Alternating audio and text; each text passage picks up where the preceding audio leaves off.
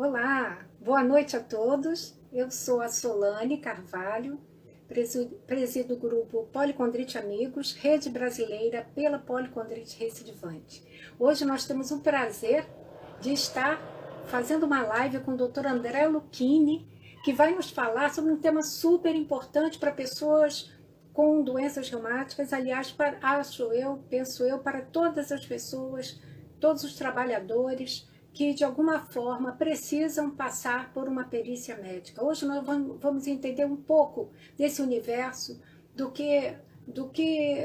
como o perito vê a pessoa com doença autoimune, o que esse paciente precisa levar de exames, o que é uma perícia médica. Então, hoje, vamos aqui aguardar, estamos aguardando a entrada do Dr. André Lucchini. Vamos tentar aprender um pouco sobre esse universo, que é um tema que nos é muito caro. A policondrite recidivante, para quem não sabe, é uma doença autoimune reumática que causa uma inflamação sistêmica e recorrente de cartilagens, né? Afetando também o tecido conjuntivo. Então, muitas vezes, pessoas do nosso grupo precisam passar por uma perícia. E, aliás, pessoas com doenças reumáticas, volta e meia, precisam passar, porque são pessoas que muitas vezes estão com sua vida profissional em atividade, se veem acometidos pelas sequelas e as dores das doenças, né, das quais são portadores, e se veem na necessidade de estar, deixa eu ver aqui, um momentinho, de estar passando por perícia médica. Vamos aqui aguardar um pouquinho, vamos ver se a gente encontra aqui. Aguardando o Dr. Lucchini, que deve estar chegando. Olá! Oi, William, muito bem-vindo, muito obrigada. Muito bem-vindo, estamos aguardando o Dr. Lucchini. Ainda não. Ele deve estar chegando. Vai ser uma live muito importante, acho muito útil. Façam suas perguntas. Doutor André é muito experiente. Oi, Vivian, muito prazer, muito obrigada por estar aqui conosco. Espero que essa live seja útil, ajude, traga um pouco de esclarecimento acerca, Dr. Lucchini, acerca do que é... Aqui, já está.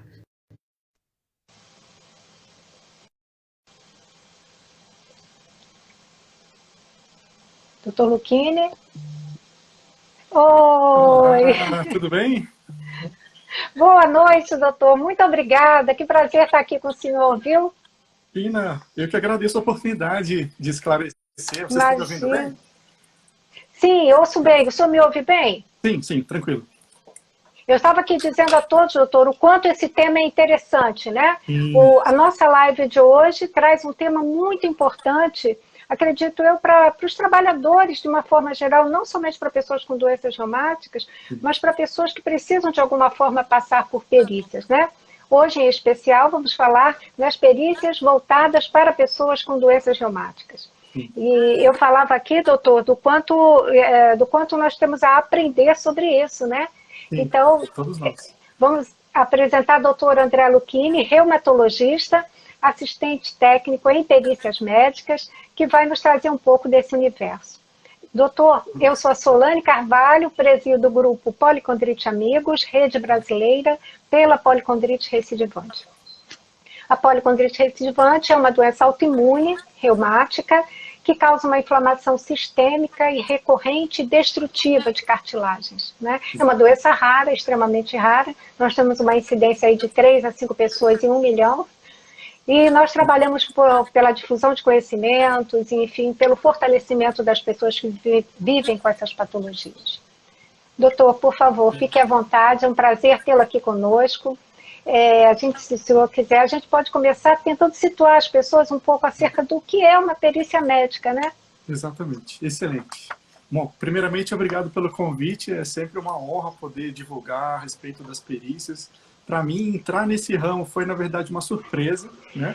Eu estava na residência de reumatologia e avaliava que muitas vezes o problema do paciente era muitas vezes a relação com o trabalho.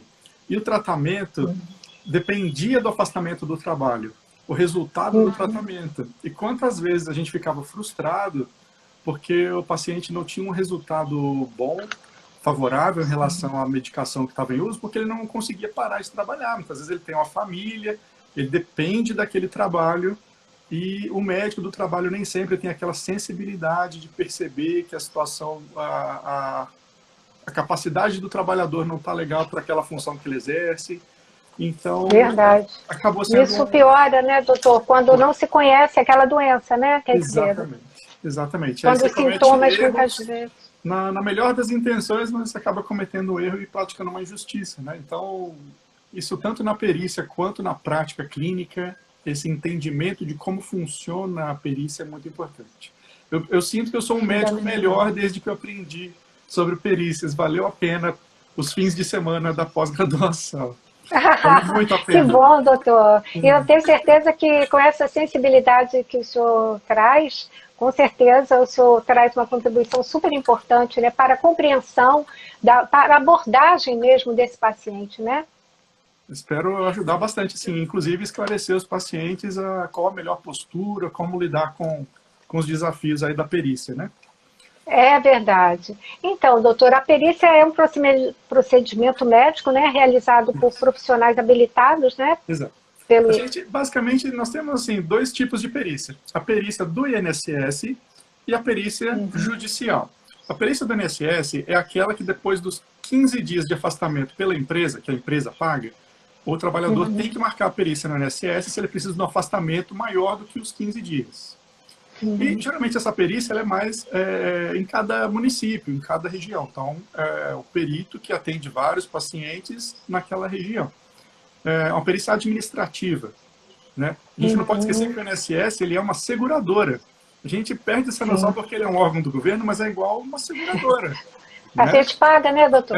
A ideia da perícia é isso, é o médico lá tá avaliando se aquele trabalhador faz jus a receber o benefício, que é o dinheiro, para ele conseguir se manter enquanto ele não pode voltar a trabalhar. Sim. Então, o papel do perito é isso. E a perícia judicial é um pouquinho diferente. Existe a perícia do INSS judicial também, que é quando o advogado entra com um processo contra o INSS. Geralmente isso acontece quando nessa primeira perícia ele não deu benefício, mas o médico do trabalho ele recorre. não deixa o trabalhador voltar ao posto de trabalho porque ele não está em condições. Então a saída é acionar a justiça para obrigar o INSS a te pagar o benefício que você tem direito. Geralmente essas pessoas entram com uma liminar, né, doutor? Quer dizer, tem um processo de recorrer, né? Isso, tem um processo. O cidadão passou. Isso, geralmente o processo é entrado com o advogado, ele pode ou não indicar um assistente técnico para ajudar na perícia, mas geralmente é encaminhada no estado de São Paulo, eu sei que vai para a capital para passar em uma perícia com o médico lá na central do INSS lá na capital. E aí se ele, por exemplo, não teve sucesso nessa perícia, ele recorre, né? E em caso de não, mesmo recorrendo não ter sucesso, ele pode entrar com uma liminar, algo parecido assim, né? Isso, aí já uma medida judicial. Isso, aí já entra nas medidas legais de que isso vai ser decidido, né? Na vara, geralmente na vara que lida com a parte previdenciária, a vara civil. E isso daí já é um passo além, né? Eu acho que o início seria a perícia no INSS normal, simples, vamos dizer, em caso de negativa e impossibilidade de voltar a trabalhar, ou a tentativa via judicial. A judicial envolve tanto o acionamento do INSS judicial, né, uma ação contra o INSS, mas também existem outras perícias judiciais, por exemplo, quem está entrando com um processo contra a empresa, porque entende que a lesão que foi criada no trabalhador foi por causa do trabalho que ele fazia, do jeito que ele fazia o trabalho. A gente chama de doença do trabalho, né? A diferença da doença do trabalho para a doença profissional é que a doença do trabalho ela está relacionada com o ambiente de trabalho. E a doença profissional tem a ver com a atividade. Por exemplo, antigamente existiam lá o pessoal que trabalhava limpando a chaminé, lá na Inglaterra. Tinham muito câncer de testículo. Então, todo mundo que trabalhava nessa atividade tinha o risco elevadíssimo de ter o câncer de testículo. Então, essa era uma doença típica da profissão. No caso da doença do trabalho, a profissão que não tem relação com esse tipo de problema de saúde, mas a forma como ela é exercida, com movimento repetitivo, a carga que é elevada é maior do que o ideal, e isso acaba induzindo um problema de saúde. Então, quando tem esse nexo, quando existe o nexo causal, a perícia é para avaliar se tem a ver com o serviço ou não. Porque se tem a ver, pela legislação, ela equipara ao acidente de trabalho, que é o benefício do B91, que o pessoal fala, né? O B31, quando não tem nexo de causalidade entre a doença e o trabalho que a pessoa fazia. Sim, as doenças autoimunes, por exemplo, reumáticas, podem se enquadrar aí, doutor? Então, aí que está, essa é a questão. A doença, o que define se enquadra ou não é a doença, é o trabalho. A maioria dos erros de perícia que eu já vi foi perito avaliando trabalhador que tinha doença autoimune, mas, além disso, ele tinha uma lesão e o trabalho que ele exercia também induziria lesão. Sim. Geralmente, nessa situação, o perito, geralmente, ele acaba achando que é tudo da doença reumatológica, e esse é o maior erro. Porque se você tem, por exemplo, uma policondrite, se você tem uma artrite reumatoide, qualquer doença inflamatória autoimune, o risco de você ter uma lesão mecânica quando você está sobre sobrecarga é muito maior. A articulação inflamada, ela distende, ela não tem proteção natural, né? Perfeito, é isso mesmo. Não está legal. Então, o raciocínio deles é o contrário, é como se eles pensassem, não, se é reumatismo, é tudo reumatismo. E esquece todo o resto, não é por aí.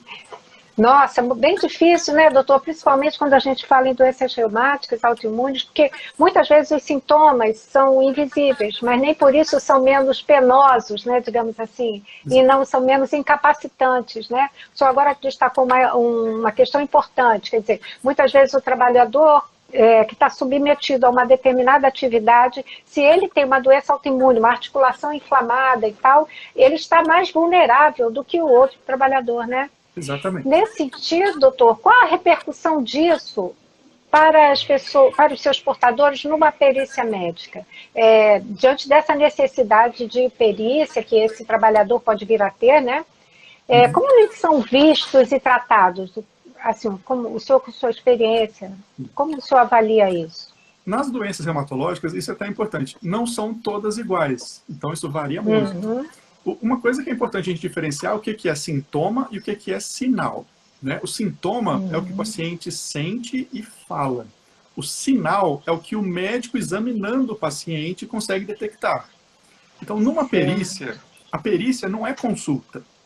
O perito, ele é médico, mas ele não é médico assistente. É diferente. A relação médico-paciente envolve a confiança. O médico tem que acreditar no que o paciente está falando para conseguir tratar e estabelecer ele acompanha um esse paciente, né, doutor? Ele na perícia é diferente. A relação pericial, primeiro que não é nem paciente, é periciando o termo que é usado, né? Porque a avaliação do perito tem que ser objetiva. Ele não pode achar ou alguma coisa subjetiva que o paciente falou e ele acredita, simplesmente ele precisa de provas. A ideia é ele estar buscando provas.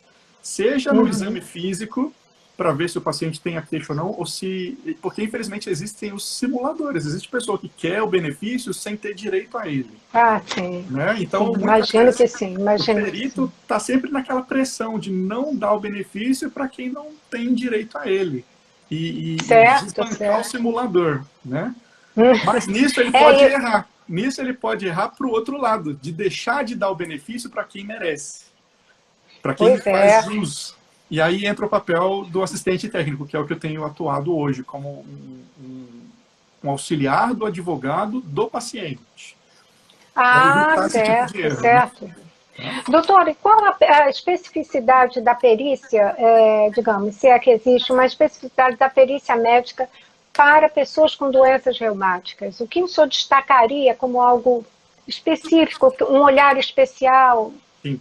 Eu entraria nessa questão mesmo do sinal. Porque doença reumatológica, a maioria delas não é aquele tipo de doença que é sempre igual.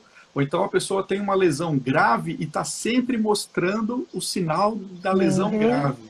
Ela tem um curso, às vezes, intermitente. Tem o flare, tem o período em que ela está ativa, inflamada, Verdade. e o período em que você está sem a manifestação clínica, sem sinais clínicos da doença. Verdade, Então, doutor. nessa questão, a especificidade da doença reumatológica, eu diria que o valor do relatório do médico assistente é muito maior. Porque imagina, se você tem uma doença que estava em superatividade, com bastante operação, às vezes o exame laboratorial não pegou, mas clinicamente o médico que viu a junta inflamada, ele viu, ele não tem dúvida. Né? Ele sabe.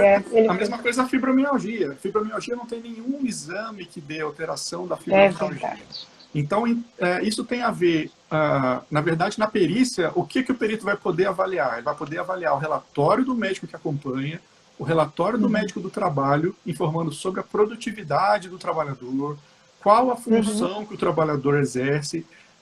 Eu lembro, eu respondi isso faz pouco tempo no meu perfil sobre a fibromialgia, se afasta ou não. Depende de como é a sua fibromialgia e de qual o trabalho que você faz. Se você tem uma fibromialgia com uma depressão importante, com um componente até psicótico junto, associado, você trabalha na educação infantil, o perito pode te liberar para trabalhar com crianças? Não faz sentido, né? Então, tudo isso tem que entrar na avaliação do perito também, Com certeza, né, doutor? permitir o tratamento adequado, né? E às vezes até a reabilitação, até a troca de função pode ser necessária, dependendo. Um ajuste, às vezes, né, doutor? Às vezes até um ajuste, né? Exato. Porque o senhor destacou uma questão muito importante, que é a questão, por exemplo, de exames, marcadores, né? Nem sempre nas doenças autoimunes, o senhor sabe disso melhor do que eu, aquela inflamação se apresenta no exame, não é? Exato. Às vezes a pessoa eu mesma já estive com um processo inflamatório fortíssimo, e em PCR e VHS darem normais. Exatamente. E visivelmente eu estava com uma inflamação fortíssima, visível, um edema enorme. Isso então, acontece como porque, por lidar exemplo, com isso, no caso da policondrite, por exemplo, você não é um tecido irrigado pelo sangue, não tem vaso sanguíneo na cartilagem.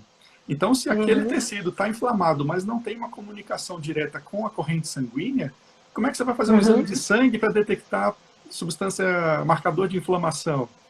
Então, essa especificidade, o médico que não é especialista, que não entende de reumatologia, ele fica perdido.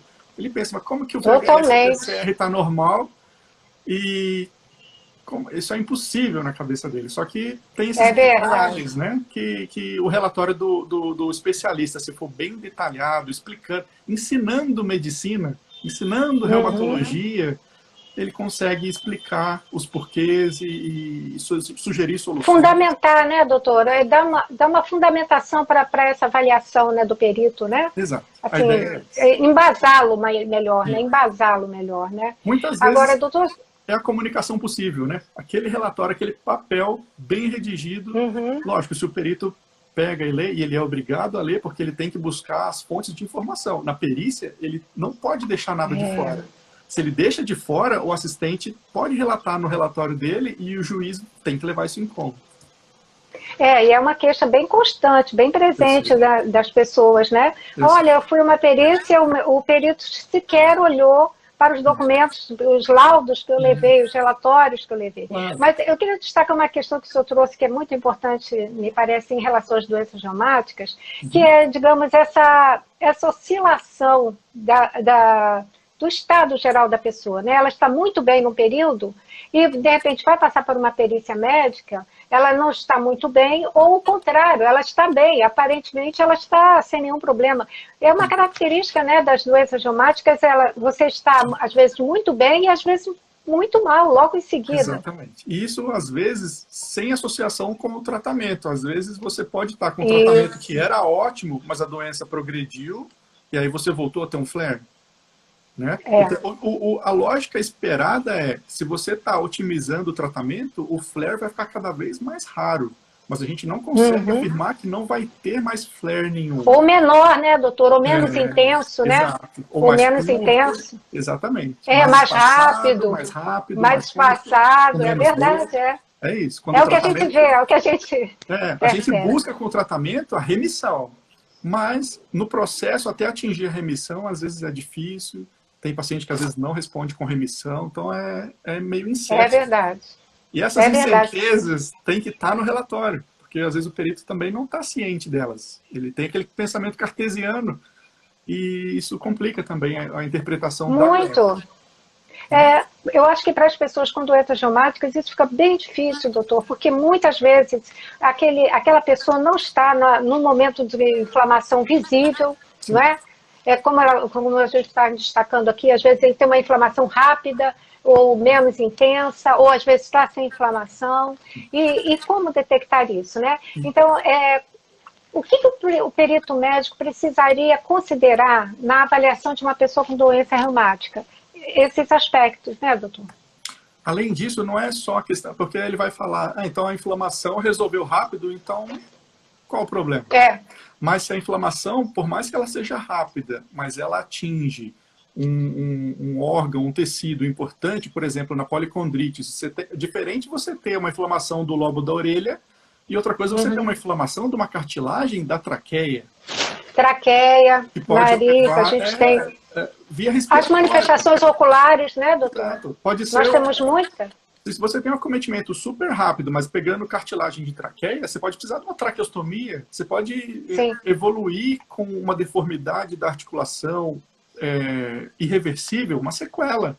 E isso causar assim, incapacidade para algumas funções. Por mais que o curso da doença é intermitente e o flare seja curto, às vezes a inflamação é intensa o suficiente para dar deformidade na cartilagem de uma forma irreparável, né? É verdade. Nós temos no nosso grupo, doutor, pessoas, infelizmente, que ficaram surdas, né? Cegas. E temos várias pessoas com traqueostomia, né? Porque a estenose é muito presente, né? A estenose é muito presente na policondrite, né? Exatamente. Então, esses aspectos que o senhor destacou são extremamente importantes e para a pessoa que vive, para o paciente, é importante que ele saiba para que ele se prepare também para essa perícia, né, doutor? Exatamente. Você imagina a dificuldade para quem vive isso, né? Nesse sentido, quais exames, o que o paciente precisa levar, o que é fundamental que ele leve para uma perícia, doutor? Então, primeira coisa, vamos falar dos exames primeiro. Todos os exames relevantes. De preferência não, sempre, em ordem cronológica. Por quê? Ótimo. O perito precisa avaliar como estava quando diagnosticou, como foi ficando ao longo do tempo com o tratamento. Isso é até bacana. No relatório, o médico deveria colocar isso. Ao longo do tempo também, como foi a evolução. Né? E o exame ele é um ilustrativo. E é importante levar a imagem e o laudo. Não adianta levar só o laudo, leva os dois. Certo? E aí o médico no relatório, o reumatologista que vai fazer um relatório bem feito, ele precisa colocar esses detalhes. Quando foi diagnosticada. Isso é importante. O que ele tentou de tratamento. E inclusive com o tempo. Eu tentei tantos meses tal remédio, não funcionou, eu troquei.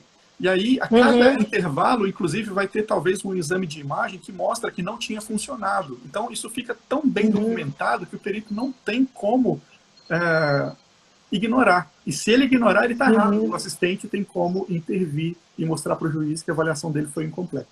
Então, de exames... No caso de recorte. E a ideia do exame, o que é o exame relevante?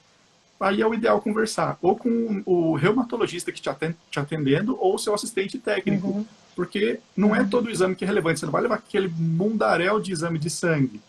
Né? Você vai levar os que mostram a alteração, os que podem indicar a sugestão do diagnóstico, que justificam o que ele falou no relatório. Mas, na dúvida, erra para mais. É pior não levar do que levar e o perito não ver. Porque senão ele pode interpretar que você está escondendo alguma coisa. Enfim, o ideal é levar o que é relevante com essa avaliação o que o assistente usou aquele exame para quê. Ele não pediu à toa, ele pediu para avaliar se funcionou ou não, se você está bem ou não, ou se ele tem que trocar o remédio. E esse raciocínio que o perito tem que tentar seguir do começo ao fim, para ele entender como você estava e como você está hoje. E tentar prever daqui a quanto tempo, como é que você vai estar. Será que você vai poder trabalhar daqui a um tempo ou você precisaria já trocar de função? Ele pode te Ah, impedir a tá, porque reabilitação. o resultado pode ser um afastamento, né, doutor? Um auxílio-doença, né? Ou até uma aposentadoria, não é isso? No caso mais Dependendo, né? grave, no caso mais grave de uma invalidez mesmo, que é aquela incapacidade global, incapacidade para qualquer função, ou, por exemplo, uma dor, uma deformidade gravíssima que realmente você faz jus à aposentadoria especial, pode ser esse o resultado da perícia, sim. Né? Não é o mais comum. Uhum, O pessoal fala, mas o perito espera 2 anos, dando afastamento e fazendo você retornar, mas isso não é uma regra. uhum. Depende da sua doença, do seu quadro, da sua incapacidade. Isso é outra coisa importante que Uhum, está no relatório do médico, e a maioria dos médicos esquecem, como é a uhum. capacidade. Isso geralmente vai no relatório do médico do trabalho. Ah, tá. Na reumatologia especificamente, tem instrumentos, questionários que o médico pode usar para documentar objetivamente a funcionalidade. Os principais é o HAQ, H-A-Q, o BASF, Hum. para quem tem espondilite anquilosante, e para Ah, todas doutor, as que doenças, bom. o CIF, que é da OMS. O CIF, Sim, sim. assim, Classificação internacional, né? isso, Classificação Internacional De de Funcionalidade, Incapacidade e funcionalidade. Saúde. Isso. Isso é Então, usado até novas pelas referências. seguradoras, inclusive pelo INSS. Se você tem esse código do CIF no seu relatório do médico assistente, significa que ele fez super completo, né? E o perito está com tudo pronto. Ele vai questionar, mas ele vai poder avaliar com os exames e confirmar se o que o seu médico assistente fez faz sentido. Na doença rara, deixar tudo por conta do perito, que não vai muitas vezes conhecer a sua Isso, doença, é arriscado demais, não é o caminho correto. entendi. Doutor, isso que o senhor está falando é muito importante. Então, digamos, nós temos uma pessoa com uma doença reumática rara, quer dizer, as doenças, a gente já destaca essa questão das doenças reumáticas serem complexas e muitas vezes trazerem sintomas difíceis, às vezes, né, de compreensão por parte daquele perito. Imagina quando a gente fala em doença rara, que são doenças ainda menos conhecidas, Sim. né? Então, que seria importante que essa pessoa, antes de se dirigir a uma perícia, que ela procurasse uma entrevista ou uma consulta com um médico especialista em perícia? Não é fundamental. Isso geralmente é conversado com o advogado, e o advogado geralmente tem uma noção, pela juntada dos documentos do médico assistente, eu já vi casos em que o relatório do médico assistente bem feito foi suficiente. O grande Tá. O problema é médico que quando acompanha, né, isso, o o paciente. reumatologista que acompanha. Quando o reumatologista não tem essa expertise, não entende muito de perícia, aqueles relatórios médicos assim, que só tem o nome da doença e o CID e o remédio que está usando, aquilo ali não vai realmente esclarecer para o perito sobre aquela doença rara que só o especialista conhece. Então, nesses casos, é interessante você ter o especialista da especialidade que tem a ver com o seu problema, né? E se ele tem experiência com perícias, é maravilhoso, né? Porque ele vai, inclusive, saber a linguagem jurídica, como que o juiz entende a parte legal do problema. Não é simplesmente medicina, o juiz não sabe muita coisa de medicina, né? Ele É confia verdade. naquele perito que ele indicou. Então, para você provar que aquele perito que ele indicou fez uma coisa errada, você tem que ter conhecimento. E você tem que saber se comunicar da forma correta para que o juiz entenda que realmente, naquele caso, para ele decidir a sentença, né, da ação Uhum. judicial, ele talvez tenha que levar mais em conta o parecer do assistente. E Mas, doutor, relevar. É a o senhor. impugnação. O termo técnico que o advogado usa é impugnou o laudo do perito. Certo. Agora, doutora, a gente observa que, infelizmente, os médicos não têm muito essa digamos, experiência na elaboração de um laudo para a perícia médica, né? Quer Não tem, dizer, assim, por um lado, eu entendo que existe aquela pressão da remuneração, do tempo de consulta, isso realmente uhum, consome tempo.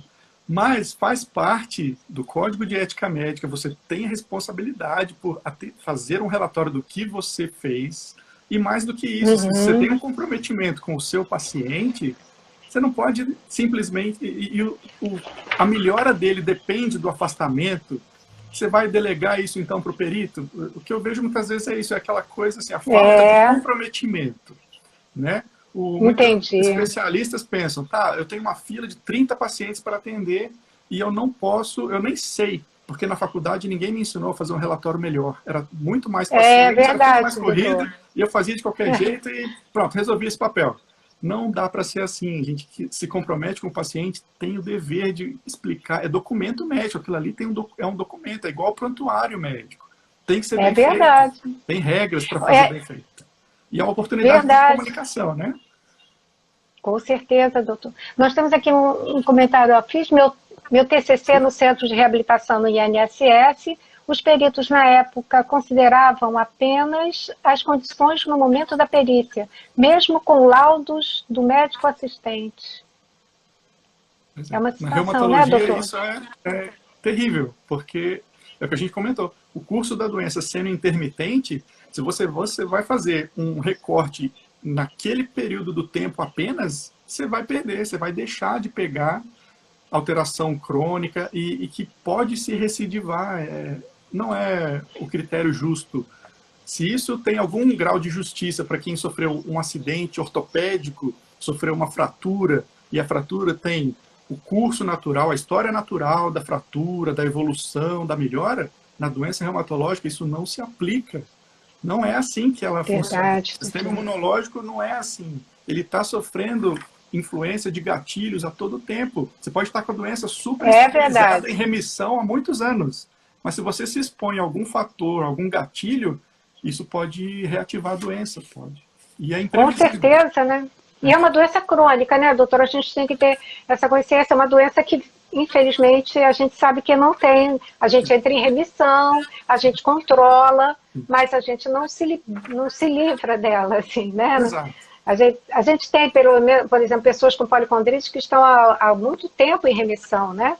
Mas isso, a gente sabe que a doença está ali, então é uma doença com a qual você tem que conviver. Essa questão que o senhor traz, que a gente constata, é realmente muito preocupante, porque o que nós vemos são, com todo respeito aos peritos, mas são peritos que não conhecem aquele universo, o universo daquela patologia. Isso se agrava muito quando a gente pensa em doenças raras, né? Muito, muito mesmo. E temos também, infelizmente, às vezes, laudos que não estão com todos os elementos necessários para que essa pessoa chegue numa perícia e consiga a abordagem que ele precisa, né, doutor? Muitas vezes. Esclareça, né? A ideia não é conseguir o benefício, a ideia é que seja encontrada a verdade para que a justiça seja feita, né? E se você está sem a informação adequada, o perito não tem... Ele pode até estar entendendo que a doença é grave, mas se ele não tem subsídios para provar que você não está bem, é o que eu falei, ele não tem o achismo. Isso dele fazer o que ele está vendo na hora é uma ordenação. Todo perito precisa afirmar o que ele está vendo. Mas quando ele está num processo em que existe um documento em que comprova que não é bem assim, ele tem que levar isso em conta, né? Lógico, o perito não tem bola de cristal, ele não vai te dar, ele não avalia o benefício do que ele imaginar. Você pode ter um flare daqui a tanto tempo. Não é assim que funciona. Ele está vendo, hoje você está bem, mas funcionalmente você consegue trabalhar? Funcionalmente você consegue continuar trabalhando no que você vem trabalhado? Ou você mais falta do que vai? Ou você sente dores? E o seu médico avalia que se você continuar nessa função, você corre risco de evoluir com uma incapacidade, com invalidez, com uma deformidade irreversível. Isso tem que ser colocado na balança, né? Até pensando na sociedade, né? Pensando na sociedade, o custo de lidar com quem evoluiu com a invalidez é muito mais caro do que o custo com o tratamento. Se você faz a prevenção, e esse papel acaba sendo preventivo, às vezes do médico do trabalho, de te trocar de função, fazer ajustes de horário, de carga horária, né, doutor? Ou então, pausas, exatamente. Né? Eu faço essa menção porque isso aconteceu comigo, eu não sei se o senhor sabe, eu sou cadeirante, né, doutor? Eu tenho sequela de pólio, e eu tive poliomielite quando era pequena, e depois trabalhando, comecei a observar uma fraqueza progressiva, Eu andava de muletas e fui perdendo força, enfim, descobri uma patologia neuromuscular progressiva e passei por perícia por muitos anos, né? Fiquei em perícia, né? Então é uma situação que eu conheço bem, Imagina. conheço bastante, e acabei sendo aposentada por invalidez, porque essa patologia me trouxe para a cadeira de rodas, e eu fiquei numa situação bem difícil, mas enfim, já me adaptei. Aí veio a policondrite, Poxa. a doença autoimune, junto com ela uma artrite, né? Mas, enfim, a gente está se adaptando e lutando. Então, eu sei a importância de ser bem acolhido numa perícia, eu sei o quanto isso faz diferença, principalmente porque, para nós que estamos ali do outro lado, nós pacientes, a gente já chega ali meio fragilizado, né, doutor? Geralmente, quem procura uma perícia está numa situação difícil, não está numa situação Não, tranquila. Exatamente. Não é? E quando a gente fala em doenças raras, eu acho que isso tinha que ter uma especial atenção. Porque o senhor destacou a importância de um relatório, de um laudo bem feito. Se o médico que acompanha não conhece bem essa patologia, quanto mais o perito, né? Exatamente. E quando a gente fala em doença rara... E pior é que o mais terrível é que, como nem todo médico tem contato com a reumatologia na faculdade, o que não era para ser doença rara se transforma em doença rara. Por exemplo, artrite reumatoide, que pega 1% dos pacientes adultos. E é uma doença assim, né, mais frequente, né, doutor? Frequente, muito. Imagina, 1% da população. 1% é coisa dessa. Muita gente. Então, e não é admissível que até hoje exista médico, mesmo do interior, mas que só dá corticoide para quem tem artrite reumatoide, não encaminha, não acha soluções para o tratamento adequado. Corticoide, triste isso, né? Você não sabe quanto efeito colateral tem para o corticoide. Nossa! Né? Nossa, eu tomei muito, doutor, eu sei o que é isso. É um crime. Olha, tem aqui... e com todo esse arsenal que nós dispomos hoje, né, doutor? A gente precisa dele. Ele é importante na fase inicial, porque ele tem ação rápida, mas ficar tratando artrite crônica só com corticoide, artrite reumatoide, né? Artrite reumatoide, lógico. Tem outras doenças que o tratamento ainda é o corticoide, primeira linha. Mas na artrite reumatoide, não. Já faz tempo que não é. Não, policondrite também, doutor. E outras doenças que a gente vê, né, que a gente acompanha e acompanha bastante, a gente sabe que da importância do corticoide, muitas vezes ele nos salva. Sim. Ele já me salvou de situações dificílimas, né? Mas a gente sabe que... risco de morte realmente é fundamental. O pulso de corticoide, com certeza. Mas a gente sabe que não pode permanecer com ele indefinidamente, né? Exato. A gente sabe que a gente sabe de pessoas que ficam, infelizmente, com uma dose de manutenção, 2,5, uma dose baixinha, mas o ideal é não ficar. E hoje a gente dispõe de de um arcabouço medicamentoso grande, né? Exato. Felizmente, né, doutor? Felizmente, né? Inclusive, nós temos aqui pela farmácia de alto custo, né? De alto custo. Não tem desculpa para não dar, né? É verdade. Apesar de que as doenças raras, doutor, na sua grande maioria, não dispõe de protocolo clínico, né? Sim. Diretrizes terapêuticas. Isso então, é outro problema, exatamente. É um problema gravíssimo, gravíssimo. E aí, muitas vezes a prescrição vai off-label, né? Aquela coisa de e a uma gente doença tem parecida, o CID da doença parecida, isso não é o ideal. Né? O ideal não, e nós temos pessoas, doutor, ou que estão na fila da judicialização, Sim. ou estão fazendo vaquinha. Sim. Pedindo, por favor, juntando dinheiro aqui e ali para comprar um medicamento que elas precisam, né? Porque já tentaram de tudo. Não é? E isso pela burocracia da judicialização do processo de conseguir o medicamento. Isso. Né? Sendo que já, com certeza, não é a primeira pessoa, já devia ter virado lei, e, no entanto, não virou. Continua. É muito moroso, doutor. É muito moroso. É muito morosa a elaboração de protocolos clínicos no Brasil. É muito morosa. Para doenças raras, então, é uma coisa absurda. Assim, a Conitec trabalha, a gente sabe que trabalha, mas é que a Conitec é responsável pela elaboração desses protocolos, mas eles são, realmente acontece assim a passos de tartaruga, e as pessoas estão aí com suas patologias sofrendo muito, né? O número também de centros de referência para doenças raras é muito pequeno no Brasil. Então, é um universo, o universo de doenças raras é um universo de muita luta. Eu sei, E por isso a gente... sempre foi, e a gente tenta manter a esperança, apesar de tudo, né? Mas isso é importante, a valorização do SUS. Por quê? Nessa mudança de panorama, lógico, não tem ninguém querendo privatizar o SUS, graças a Deus, mas a gente tem visto cada vez mais o sucateamento, e aí que é o grande problema. Se a gente sucateia e começa a pessoa a questionar, mas a gente tem o dever de fornecer esse medicamento de graça para doentes raros, essa dúvida não deveria existir. Com certeza. São vidas. Uma vida essa, não é? E a gente tem visto o pessoal usar argumento econômico, argumento político. Não é por aí, gente. Não pode ser, né, doutor? Não pode ser. Não pode ser. E quando a gente fala em doenças raras, essa eficácia que é assim, comum para as outras doenças, né? Quer dizer, você consegue testar num número grande de pessoas, para doenças raras isso não acontece. Exato. Porque o número de pessoas é reduzido, né? Mas nem por isso é menos importante, né? Não deveria nunca, né? Exatamente. Existe um movimento dentro do movimento de doenças raras que se chama Minha Vida Não Tem Preço. Muito e bom. Não tem mesmo. Não tem mesmo, né? Então a gente tem que realmente lutar por isso. É um universo no qual eu mergulhei.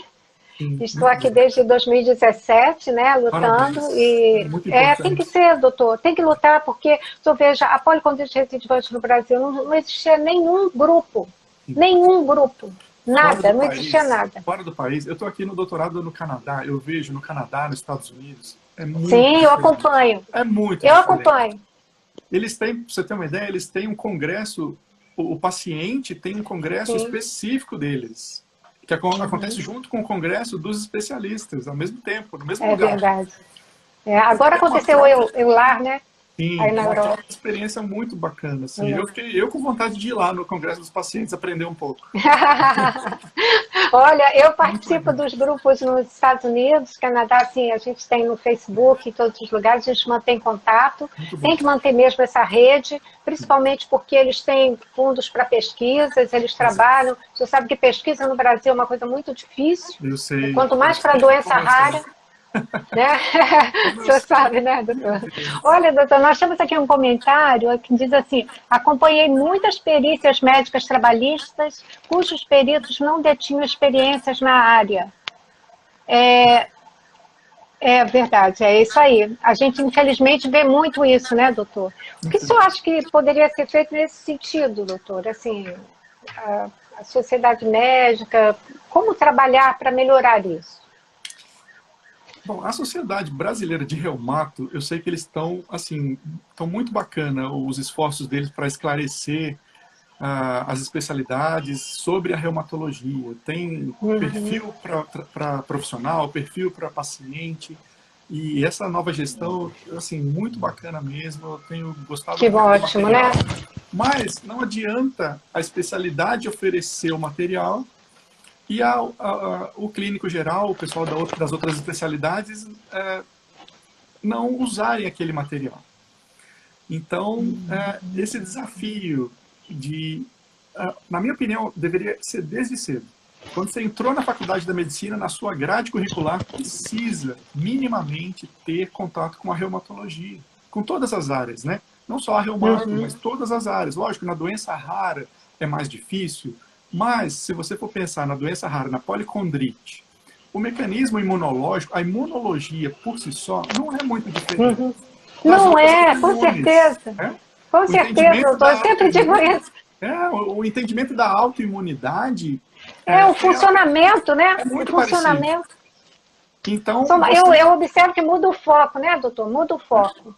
Assim, muda o alvo, digamos assim, muda o alvo. E não precisa ser médico para entender que uma doença não está sempre ativa. Para você entender que ela está ativa e sai de atividade e volta, isso assim, não precisa muito conhecimento técnico, né? Você consegue avaliar, poxa, você não tinha por exemplo, a gota, né? Que é uma doença teoricamente mais simples. Não tinha aquela coisa de você ter uma crise de gota e aí melhora. E aí tem a ver com a alimentação, mas nem sempre. Então, essa imprevisibilidade precisa entrar na conta, né? É Por mais verdade. que o perito queira ver objetivamente a lesão, muitas vezes ele não vai conseguir, mas ele precisa levar em conta no basal da doença, na capacidade. Em que interfere no serviço? Uhum. Falando nesse aspecto, doutor, no que se refere, por exemplo, à elaboração de laudo para perícia, esse preparo, como se vê isso, como isso poderia ser melhorado, assim? Como os médicos, os profissionais de saúde poderiam estar um pouco mais preparados para esse aspecto, né? Que é uma situação que eu imagino que ocorra com alguma regularidade nos consultórios, né? Ocorre bastante.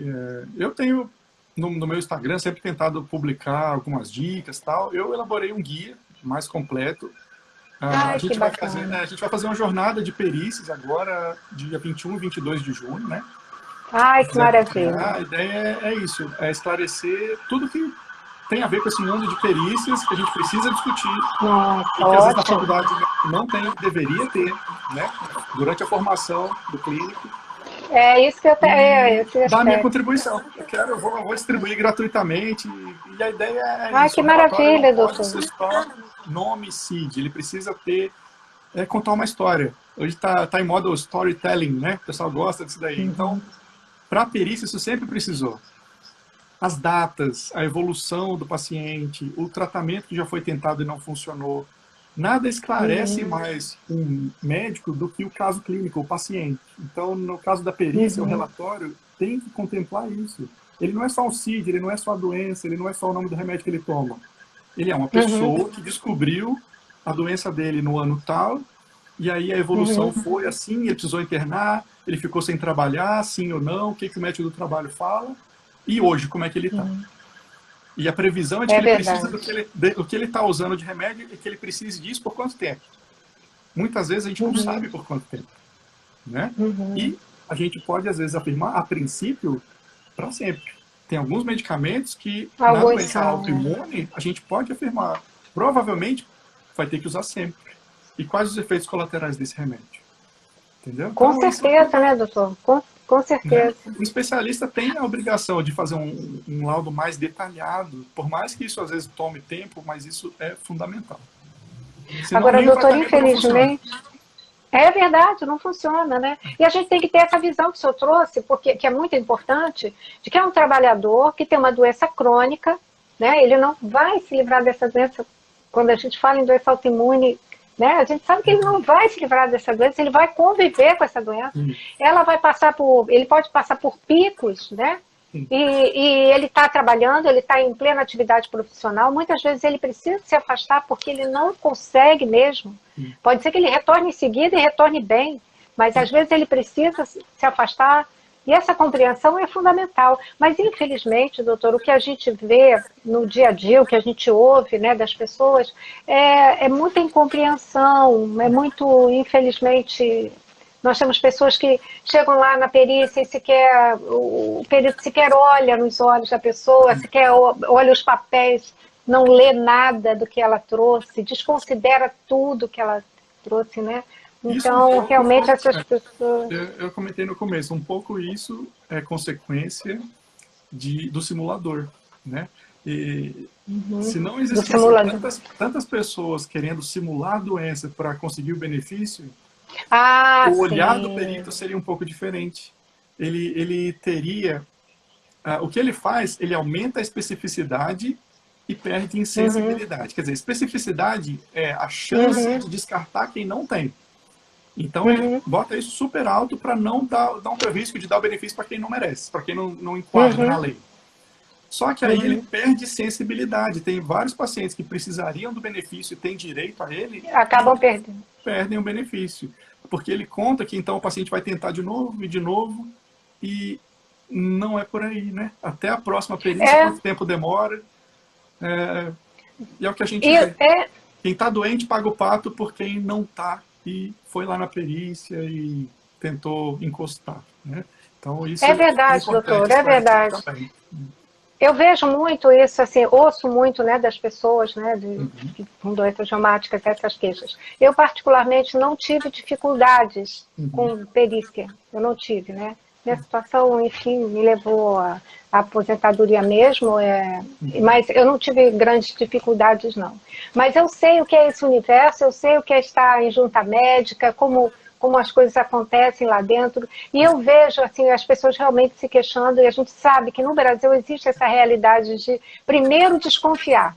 Primeiro, achar que aquela pessoa que está ali entrando naquele momento, na perícia, não é uma pessoa que está trazendo uma questão real, ou está superestimando, ou está supervalorizando, ou quer um benefício. Infelizmente, essa mentalidade.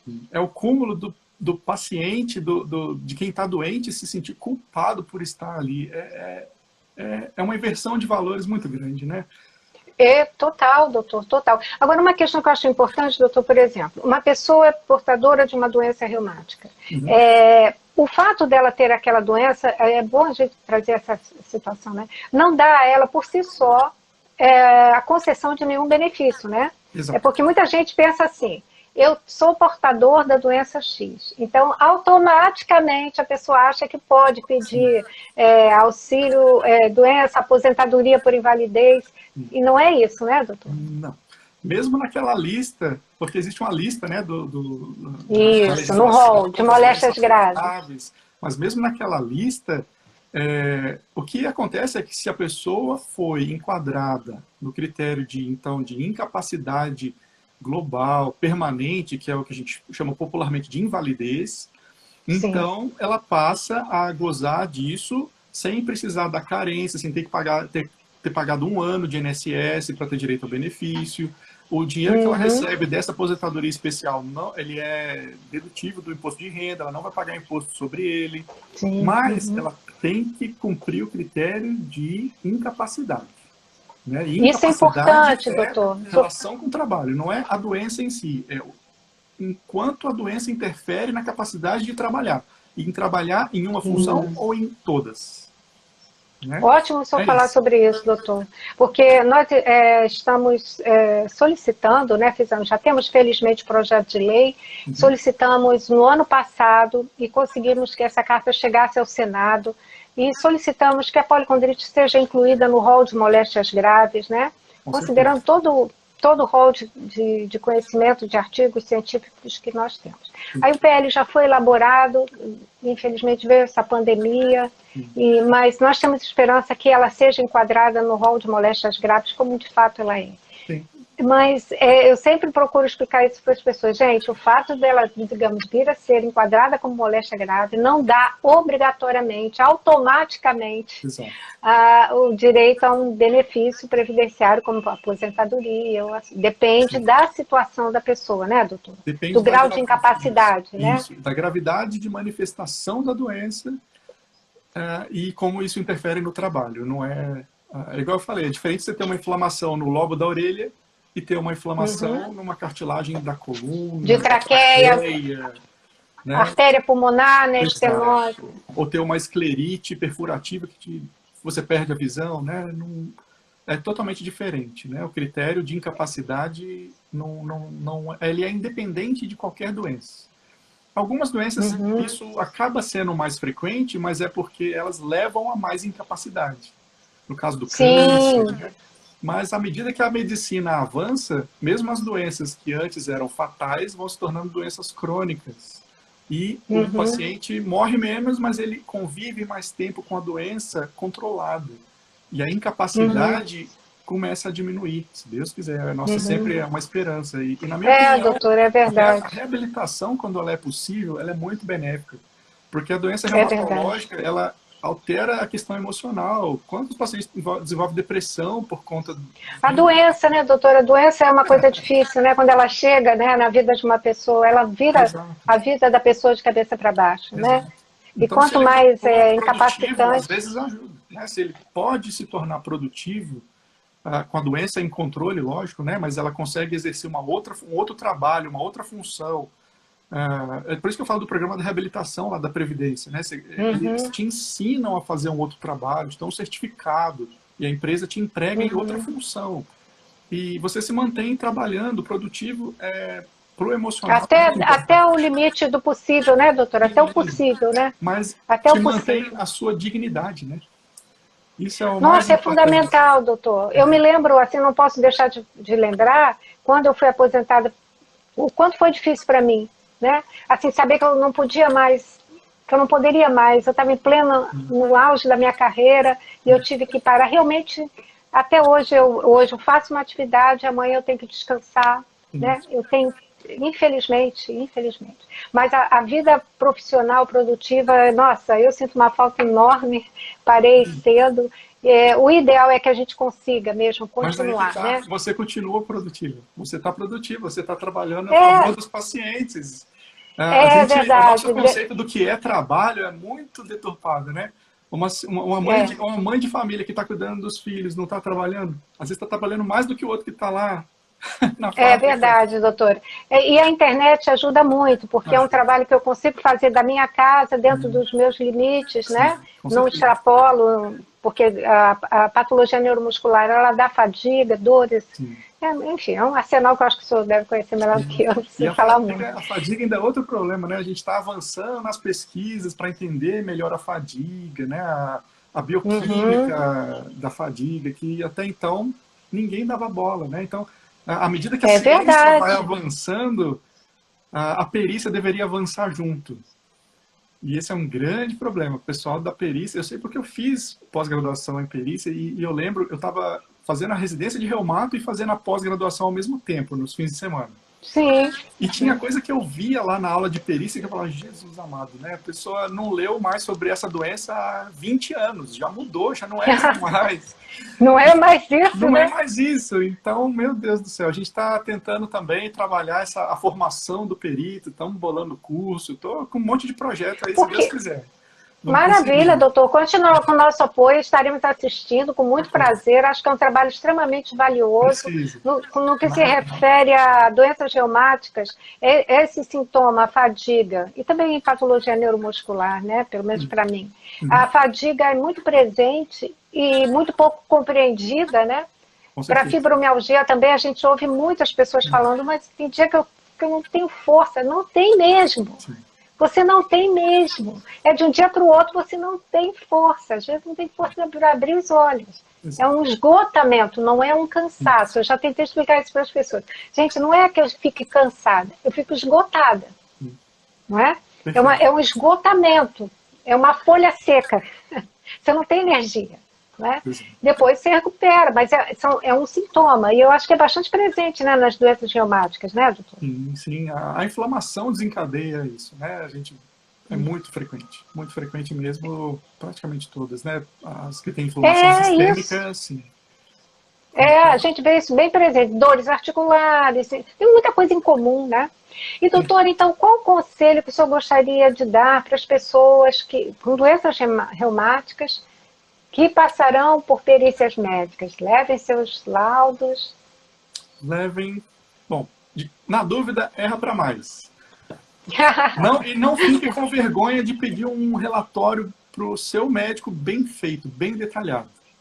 Não tenha vergonha, é o dever dele, ele precisa fazer isso. Pelo código de ética, ele tem o dever de fazer um relatório bem feito do tratamento que ele está fazendo com você, para que você goze do seu direito na perícia de um perito que não vai poder ir conversar com ele pessoalmente, que não vai poder ir na sua empresa ver como é que você trabalha. O que o perito vai poder olhar é aquela cartinha que ele vai fazer. Então, ela tem que ser muito bem feita, muito É completa, verdade. né? Doutor, só me lembrou uma coisa assim que o meu neurologista na época fez, que foi uma coisa importante. Eu fiz eletroneuromiografia, o senhor já deve conhecer esse exame, e ele apontou a degeneração neuromuscular. O que ele fez? Ele foi, no laudo, ele explicou o que estava no exame. Sim. Na página tal está dito isso, e isso quer dizer isso e aquilo e aquilo e aquilo. Sim. É Ele assim que, explicou mas detalhadamente. é assim que o raciocínio do perito é esse. Ele vai no detalhe, porque ele quer ter certeza. E uma palavrinha faz diferença. Quer ver uma palavra mais confusa que o pessoal faz? Degeneração. Eu cansei de ver, às vezes, o perito falando, no laudo do exame está falando que é uma lesão degenerativa. Então, é porque é do envelhecimento normal. E, no entanto, se você tem Ah, uma sim, ótimo o senhor sobrecarga, falar isso. se você tem uma sobrecarga mecânica pegando peso, significa, o degenerativo no laudo de imagem significa que não é câncer, significa que não é uma inflamação ativa, é um processo de desgaste, mas o desgaste pode ser pelo envelhecimento, mas pode ser pela sobrecarga. Pode ser do serviço, sim, pode ser do trabalho. Só que eu já vi perito descartando que era do trabalho, não criou nexo causal. E não é por aí também. É a função... Tem que explicar muito bem, né, doutor? É preciso explicar muito bem. E existem exames que são complexos para aquele perito que não é, como o senhor falou, não é da área, né? Exato, exato. Não está acostumado com o linguajar com aquele linguajar. Por exemplo, a eletroneuromiografia, o resultado, né, potenciais, fibrilações, ondas positivas, não sei o que, não é quem não conhece. Desnervação Denervação. Denervação e atividade. Quer dizer, a placa neuromotora está desacoplando, a lesão está ativa e está progredindo. Foi o que aconteceu comigo. O meu exame apontou. E aí o médico que fez o exame, quando ele acabou de fazer, ele disse, a senhora terá que ser aposentada. Eu falei, não, o que é isso? Quando eu cheguei no meu neuro, ele explicou o exame para os peritos. Então, isso que o senhor falou é muito importante. Então, a pessoa vai para uma perícia, ela leva, pode pecar por excesso, né? Mas não pecar por menos. Exato. Pedir um laudo detalhado do seu médico, sim, incluindo o CID, explicando exames. E a história. A história clínica, a sua evolução. Como você evoluiu com o tratamento que ele fez. Como ele descobriu que você tinha.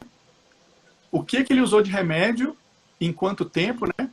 E como você respondeu, como a sua doença respondeu, e como você está hoje. E ele pode, inclusive, incluir qual o prognóstico, o que ele acha que, como você pode evoluir. O prognóstico é confuso porque o perito não avalia prognóstico. Mas você pode ensinar sobre a doença. Qual o prognóstico na literatura daquela doença? O que a gente costuma ver? O paciente cura, ou o paciente, às vezes, tem dificuldade de entrar em remissão, e é uma doença crônica, e pode levar para deformidade e incapacidade. Isso é importante, que às vezes o perito acha que é uma inflamação leve, mas usou o remédio, melhorou, o paciente está bom, e, no entanto, a evolução geral, global da doença pode evoluir com incapacidade? Pode. Isso ele precisa saber.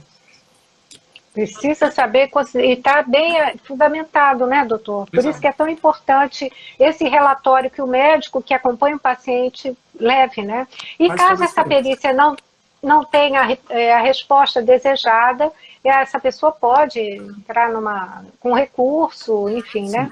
E solicitar esse olhar também do médico assistente especialista, assistente técnico, né, doutor Miquelito? Isso, ele é um assistente do advogado, ele atua ou como um assistente do advogado do paciente ou da empresa, ou o INSS também eles podem contratar um advogado, mas a ideia é essa. Quando você está no processo judicial, são duas partes. A que está pedindo, a reclamada e a reclamante. Quer dizer, a que pede benefício e a que está negando. Vamos dizer assim, de forma mais simples, né? Então, o que o perito vai fazer, ele é neutro, vamos dizer, ele é do juiz, e ele tem que avaliar qual das partes tem razão. Então, muitas vezes, eu já vi perícia em que tem o perito judicial, o assistente do paciente, né, do periciando, e o assistente da empresa. Por exemplo, na vara trabalhista, que é indenizatório, né? Indenizatório. Então, porque no exame físico pericial, quem pode estar é médico. Quem não é médico, não pode. O advogado não pode estar lá junto. Então, o assistente técnico vai estar lá junto, avaliando o que o perito está fazendo ou deixando de fazer para elaborar o parecer dele, para ajudar o advogado a questionar o laudo do perito. Doutor, mas esse momento é em que etapa propriamente? Pós-perícia médica, a perícia não teve o sucesso... Quando o processo virou judicial. Ah, certo. Geralmente, quando o processo virou judicial, aí sim o assistente pode atuar, né? Ele é indicado pelo advogado no auto do processo, inclusive. Isso aí é quando aquela perícia do INSS inicial não teve a resposta. Foi negada várias vezes e aí optou pela via judicial. Aí, nesse caso, o assistente ele atua. Ah, entendi. Nesse caso, por exemplo, doutor, se o paciente quiser buscar uma consulta com assistente técnico em perícia antes desse momento judicial, é positivo? Ajuda? Pode ajudar? O que o senhor acha? Ele pode ajudar na questão por exemplo, ajudar a escolher quais são os exames que são relevantes, Sim. Avaliar se o relatório que foi feito, ele cumpre com o mínimo padrão de qualidade que precisa para o perito entender sobre a doença.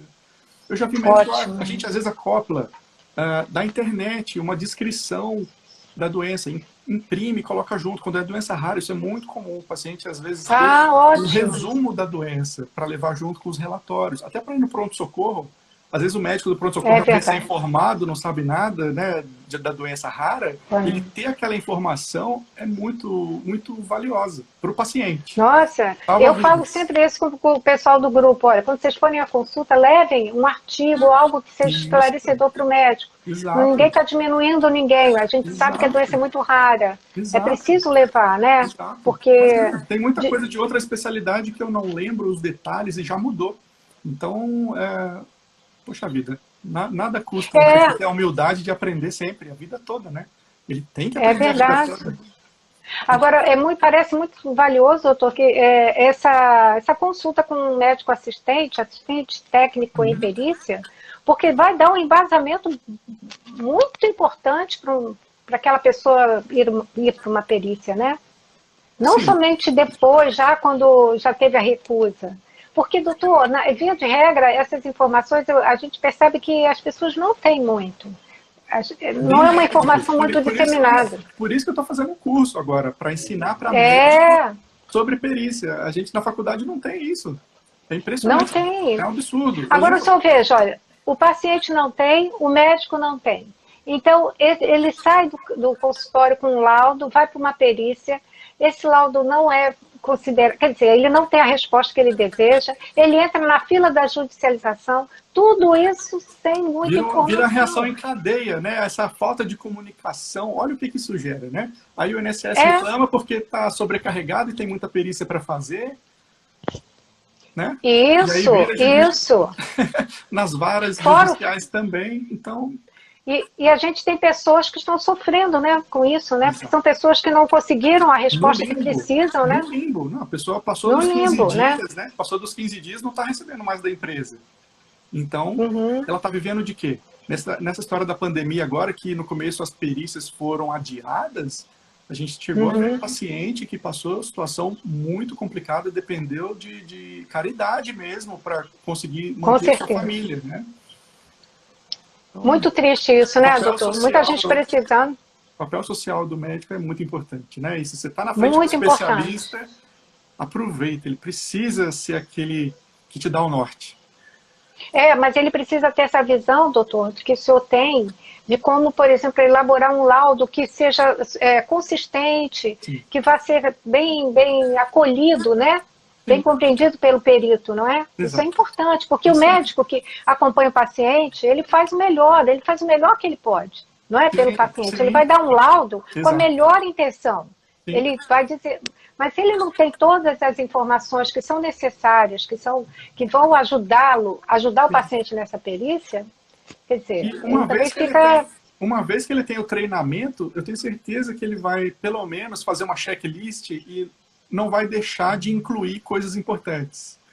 Isso, exatamente. Tem um template para tentar ajudar nessa história, porque é como se fosse uma checklist, você não pode deixar de falar, senão fica incompleto. Não é nada, um bicho de 7 cabeças, é muito simples, é simplesmente lembrar que isso é importante e ter o treinamento para fazer, é automático. E outra, hoje com a digitalização, você pode, se você tem que refazer o laudo várias vezes, que é o que acontece, você pode deixar salvo. Não tem desculpa para não fazer. E você vai atualizando a cada retorno. É o que eu fazia. Guarda na nuvem, sob senha, com segurança, guardando o sigilo do paciente, mas hoje a gente tem tanto recurso, né? Tanta coisa, né, doutor? E é tão valioso esse conhecimento, pode ajudar tanto ao médico, quanto ao paciente, quanto para a perícia também. Eu imagino que para o perito que receba um laudo desse mais completo, para ele é muito mais fácil, né? Eu já recebi alguns elogios. Graças a Deus foi esclarecedor. Que bom, doutor. Não tenho dúvida. Não tenho dúvida, a gente percebe. Não por mim, mas é o mínimo. É simplesmente porque eu tive a oportunidade e me dediquei a aprender sobre perícias. É só isso. Eu não sou melhor que ninguém, pelo amor de Deus. Mas a ideia é, como eu sei como é lá no fim da linha, eu consegui fazer um trabalho melhor aqui no começo, né? Nossa, isso é muito valioso, doutor, muito valioso mesmo, principalmente num país como o Brasil, onde a gente vê que, infelizmente, o perito já vem com o não, né? Ele já acha que aquele cidadão realmente não tá sendo honesto, Exato. enfim, né? É uma pena. E, doutor, quando vai ser esse seu evento, por favor? A Onde? gente Os está dias? programando, vai ser no Instagram, dia 21 e 22 de junho, às Junho? 18 horas, 18 e 18. Aí vamos Aham. fazer 2 lives pelo Instagram, especialmente para médicos, mas pacientes também podem participar, não tem nenhuma restrição, evento Vai gratuito. ser no seu Instagram. Isso, Seu vou Instagram fazer é isso. doutor. Dr.luquini.reumato. Ponto Reumato, fica aí para todo mundo também acompanhar o doutor Bacana. Luquini, que é sempre interessante. Eu estou Legal. sempre aqui Muito podendo, obrigado. compartilhando todo o conteúdo que é super importante para todos nós. É um prazer acompanhar o senhor, né? Prazer meu. E Nossa, obrigado pelo convite. imagina, doutor, conte com a gente sempre que precisar. Estaremos aí divulgando esse curso, essa jornada, né, doutor? Isso, a jornada de perícias médicas que a gente fez. Jornada, deixa eu ver se tem mais aqui alguma pergunta, mas eu acredito que não. Qualquer dúvida, depois as pessoas falam.